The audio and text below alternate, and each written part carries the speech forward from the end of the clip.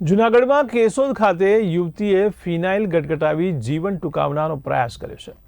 ત્યારે મળતી માહિતી પ્રમાણે પોલીસ સ્ટેશન ખાતે ફરિયાદ આપવા પહોંચેલી યુવતીને ફરીથી ફોન ઉપર ગાળો આપવામાં આવતા માનસિક તણાવમાં આવી હતી।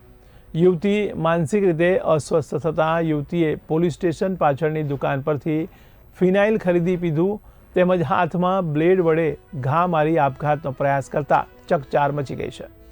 યુવતીને 108 દ્વારા હોસ્પિટલમાં મોકલવામાં આવી છે। ત્યારે કેશોદ પોલીસે ફરિયાદને આધારે બંને આરોપીઓને ઝડપી પાડવા તપાસ હાથ ધરી છે। सना खान उर्फे सना कासमभाई होती ज्योति महेशवाणी મને ગાળો મારી નાખવાની ધમકી છેલ્લા 5 મહિના થયા અને કાલે 3 વાગે 3:30 વાગે ફોન આવ્યો મને મારી નાખવાની ધમકી આપે।